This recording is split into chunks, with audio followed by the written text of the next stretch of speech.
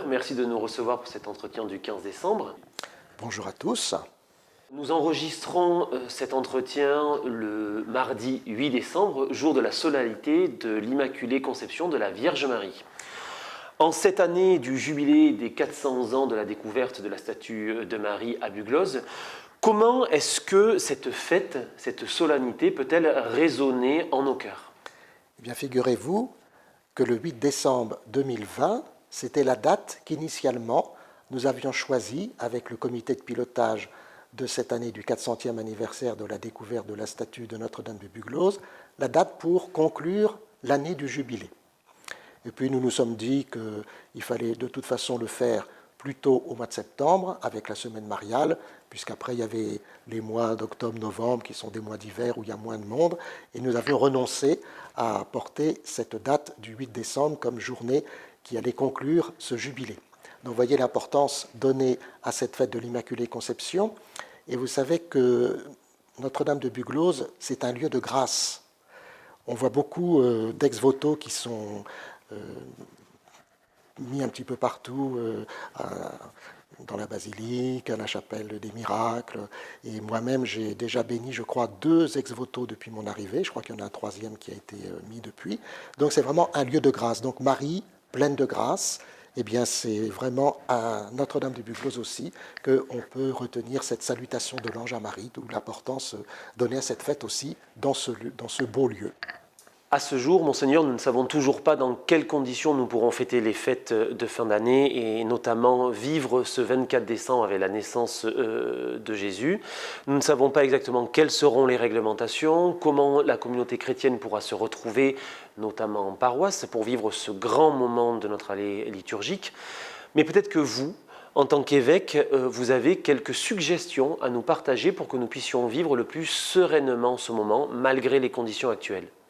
Alors d'abord, il faut savoir que Noël sera toujours Noël, quelles que soient les conditions dans lesquelles nous aurons à le vivre. Il faut penser en Chine, par exemple, je ne suis pas très sûr qu'on fête Noël comme en France. Ce qui me frappe dans les médias français, c'est qu'on parle beaucoup de la magie de Noël, comme si Dieu était un magicien. Dieu n'est pas un magicien. Quand le Seigneur vient dans notre monde, il n'y a pas de place pour lui à l'hôtel commune, il vient dans une étable, il est tout seul, les premiers qui viennent, ce sont des pauvres. Donc si finalement une manière de vivre Noël plus sereine, avec beaucoup moins de monde, peut-être que cela nous permettra de mieux comprendre quel est le vrai message de Noël. Alors concrètement, dans les églises, je sais qu'il y a, grâce au service de communication, un petit forum qui est possible pour donner des idées. Voilà. Alors, sans doute multiplier des messes, faire des propositions. Moi, je propose bien que si on ne peut pas participer à la messe, en tout cas qu'on vienne faire une démarche auprès de la crèche pour qu'il y ait quelque chose qui ressemble vraiment à Noël et pas seulement à de la magie. Et nous rappeler que le plus beau cadeau, ce n'est pas le cadeau que fait le Père Noël. Le plus beau cadeau, c'est Dieu qui nous fait le cadeau de son Fils. Et si cette fête un petit peu restreinte peut nous y aider, après tout, Noël sera toujours Noël. Monseigneur, beaucoup de journaux consacrent leur une actuelle à cette année 2020 que beaucoup osent qualifier de pire année de l'histoire. Pour autant, est-ce qu'on ne pourrait pas trouver des motifs de satisfaction, des motifs de joie dans cette année, et n'y aurait-il pas quelques raisons de penser que tout ne fut pas si catastrophique et si horrible que cela ? Alors moi, je suis très frappé par cette phrase qui me nourrit, c'est que finalement, Dieu donne la grâce du moment présent. Et on ne se rend pas toujours compte de la grâce que Dieu donne pendant le moment qui passe. Et par exemple, au point de vue pastoral, pour cette année 2020, nous avions très bien commencé le 400e anniversaire de la découverte de Notre-Dame de Bugloz, dont nous parlions tout à l'heure, le 2 février.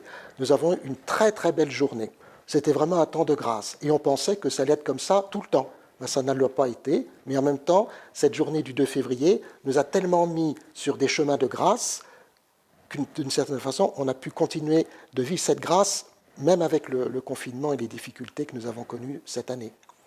Pour l'année du dimanche, évidemment, toute la réflexion s'est arrêtée en mars, mais nous avons quand même pu faire d'abord les réflexions au premier trimestre de l'année dernière, beaucoup de gens ont pu y répondre, et puis les différentes réunions qui se sont faites dans les 9 pays du diocèse, qui ont quand même permis de rassembler à peu près 1000 personnes. C'est pas rien. Donc, vous voyez, ce sont des petites choses qui montrent que le Seigneur nous accompagne, même si on ne connaît pas toujours les choses telles que lui les prévoit, parce que nous, on n'avait pas du tout prévu ça.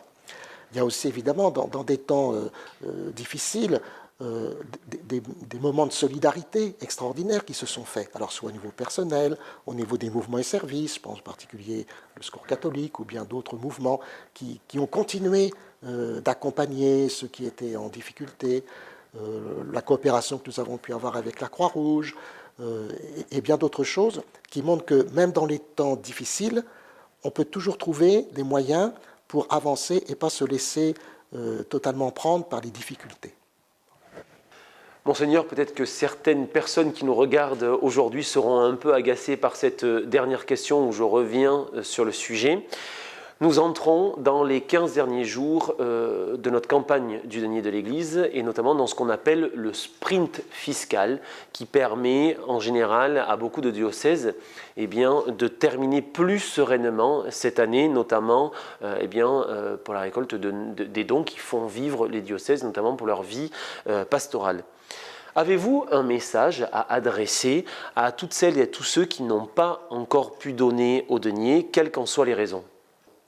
Alors c'est vrai que beaucoup de chrétiens souhaitent avoir des prêtres, des diacres et des laïcs qui s'engagent dans la vie de l'Église. Et le denier de l'Église, il est justement fait pour permettre la rémunération des laïcs, l'allocation des prêtres, et que si les gens ne donnent pas au denier de l'Église, on ne pourra même pas payer les prêtres et les laïcs que nous avons en mission dans la vie de l'Église. Donc c'est un message de sagesse. Soit on veut que la vie de l'Église continue, soit on ne la fait pas vivre. Et là, c'est d'autant plus vrai pour le denier de l'Église.